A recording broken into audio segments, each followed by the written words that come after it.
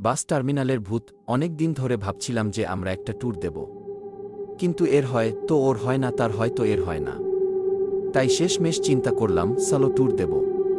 একা যাব, তাতে খরচ কম হবে, যেখানে সেখানে শুয়ে পড়া যাবে, খাওয়ার খরচও কম হবে। ব্যাগ গুছিয়ে বের হয়ে পড়লাম। যাব কোথায় আমি নিজেও জানি না। সিলেট যাব। শহরে নেমে কোনো একটা গ্রামের দিক যাব। সলো ট্যুর যেহেতু, যেখানে রাত সেখানে কাজ, সমস্যা হবে না। ভোরে বের হয়ে পড়লাম সিলেটের উদ্দেশ্যে। বাস টার্মিনালে নেমে হালকা খাওয়া দাওয়া করে আরেকটা ছোট বাসে চেপে বসলাম। মূল ঘটনা আসলে এরপর থেকে আমি একটা মফস্বল শহরে নামি, তখন রাত একটা। চারদিকে লোক তেমন নেই। ভাবলাম একটা ছোট হোটেল দেখে উঠব। খুব প্রসাব লেগেছে।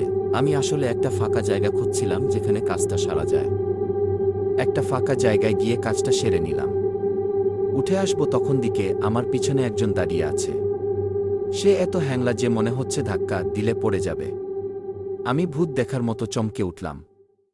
সে নির্বিকার দাঁড়িয়ে একগাল হেসে বলল, ভাইজান ভয় পাইছেন? আমি বললাম, না ভয় পাইনি। সে বলল, চলেন আপনারে হোটেলে উঠায় দিয়ে আসি।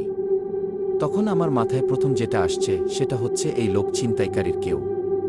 আমাকে এখন পালাতে হবে। সে আবারও একগাল হেসে বলল, আমি ছিনতাইকারী না, আমি ভালো। আপনি চলেন। আপনি কি আমার বাড়িতে থাকবেন? একটু অপরিষ্কার, তবে আরাম পাবেন। আমি বললাম, না না, আমি আপনার সাথে যাব না, আমি হোটেলে উঠব। আমি লোকটাকে রেখে আগে আগে হেঁটে গেলাম। কিছু দূর গিয়ে একটা ছোট বোর্ডিং পেলাম।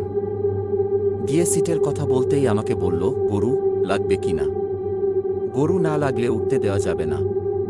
কথা শুনে বুঝলাম কি বলছে। আমি আসলে এসব ঝামেলা ভয় পাই, তাই ফেরত চলে আসলাম।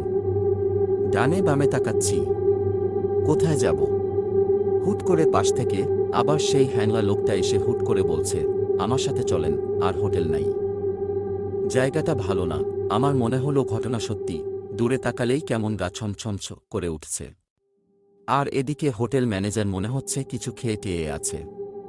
অবস্থা সুবিধার না দেখে চলে আসি। আর কিছু না ভেবে ওই লোকের সাথে হাঁটা ধরলাম। ঠিক লোক বললে ভুল হবে। ছেলে আর কি, সে আমাকে মাঠের কোনায় নিয়ে আসলো আর মাঠের ভিতরে নামতে বলল। আমি বললাম, এত রাতে ওই দিক যাব কেন? আমার মনে হলো সে হয়তো নেশা টেশা করবে, রাত যেহেতু। সে বলল, থাকার জায়গা নাকি সেখানেই তার। আমি ভয় ভয় নিয়েই তার পিছে পিছে গেলাম। ঘরের মধ্যে কিচ্ছু নাই, কিন্তু বিছানা খুব সুন্দর। আমার বিছানা দেখেই ঘুম চলে আসলো। পরদিন চোখ খুললাম এক হুজুরের ডাকে। চোখ খুলে দেখি একটা কবরের পাশে আমি শুয়ে আছি। আমি খুব মাত্রার ভয় পেয়ে গেলাম। তখন আমার সেই হুজুরকে ভূত মনে হতে লাগলো। তারপর সে আমাকে হাত ধরে নিয়ে গেল, পানি টানি খাওয়ালো, পাশে একটা মসজিদে নিয়ে গিয়ে পরে বুঝলাম সে এই মসজিদের মুয়াজ্জিম। আয়ান দিতে আসছিল। আমাকে যখন জিজ্ঞেস করল আমি এখানে শুয়ে আছি কেন, তখন আমি সব খুলে বললাম। তখন মুয়াজ্জিম সাহেব আমাকে বললেন, মাসখানেক আগে ছেলেটা অ্যাক্সিডেন্টে মারা গেছে। এখনো হয়তো তার আত্মা ঘুরে বেড়াচ্ছে। আর আমি যেখানে শুয়েছিলাম সেটা তারই কবর ছিল। আমি তো খুব ভয় পেয়ে গেলাম। মসজিদের হুজুর আমাকে দোয়া কালাম পরে গায়ে ফু দিয়ে দিল। আর তারা সবাই আমাকে অনেক সাহায্য করেছিল। সমাপ্ত। ধন্যবাদ। আমার চ্যানেল সাবস্ক্রাইব করুন। আমি একজন গল্পকার। আমার চ্যানেলে আপনি গল্প ছড়া পাবেন। বাচ্চাদের আনন্দ, শোনা, কথা বলার জন্য তৈরি করা এই চ্যানেলে আপনি অনেক নৈতিক গল্প পাবেন। এই চ্যানেলে আপনি বাংলা এবং ইংরেজিতে অনেক বিখ্যাত লেখকের গল্প পাবেন।